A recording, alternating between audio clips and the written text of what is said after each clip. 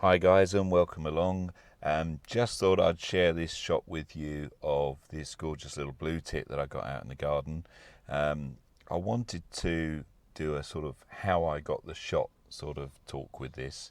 Um, I'm really quite pleased with this shot, particularly as this was from a sort of fairly inexpensive camera. I bought a second-hand bridge camera, which is a Panasonic FZ200, and I shot this particular picture using that camera.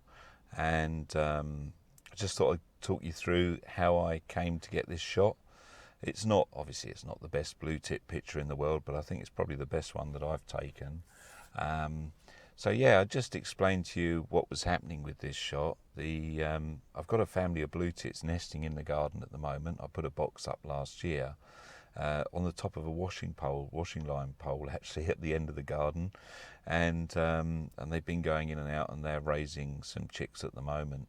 So obviously they've been fairly frequent visitors to the feeder, which is quite good. We got some bird feeders in the garden, and obviously they're there quite a bit. And I noticed that there was one particular area where this bird was perching before it made its way onto the feeder.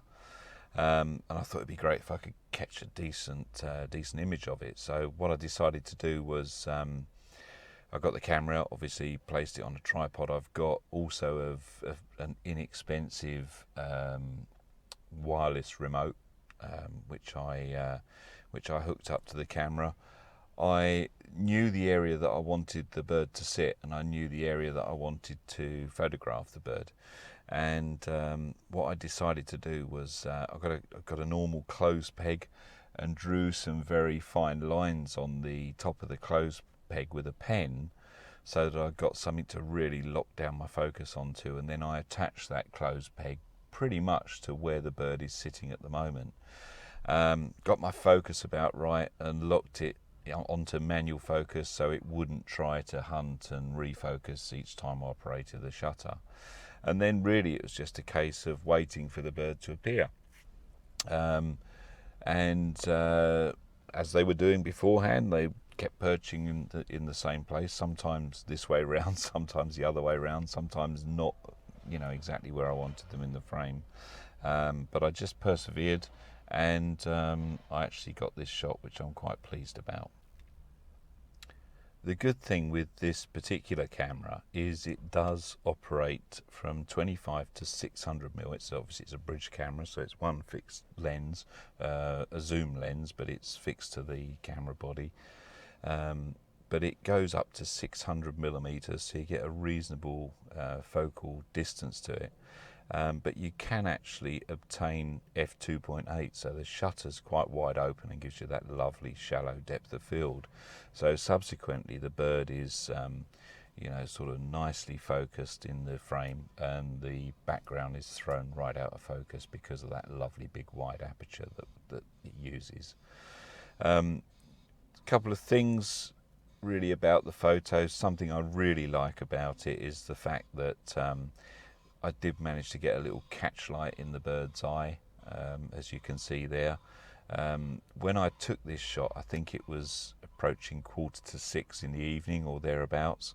So the sun, although the sun was quite bright still, it was quite low, and it was actually shining through some bushes which are off to the right. I think you can just see the edge of some of those bushes with the green foliage there in the shot.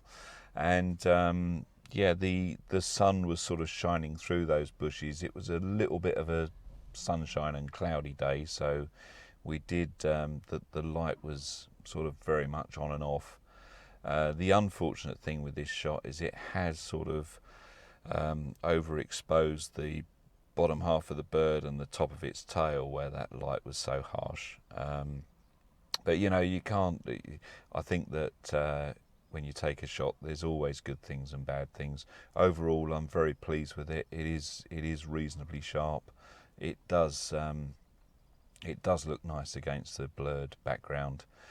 Incidentally, what you can see in the background, sort of most of the background is made up of a red brick wall, which is one of the houses at the very bottom of my garden that backs onto my garden. And at the bottom of the shot you can see there's sort of like a creamy area.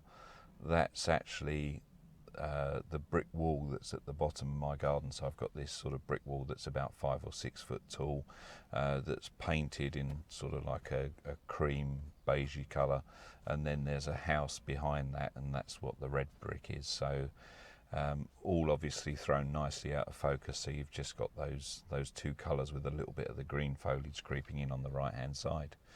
So yeah, there's my photo of the blue tit, shot with the Panasonic FZ200 at its longest focal length of 600mm, f2.8, so nicely blurring out the background.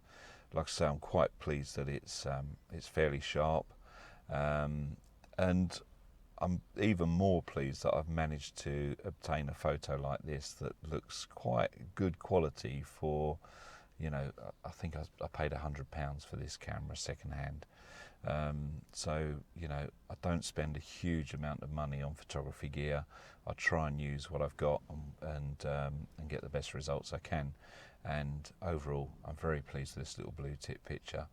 So that's how I came to get this shot. Thanks very much for coming along and watching this video, and I will catch you again in the next one. All the very best. Bye now.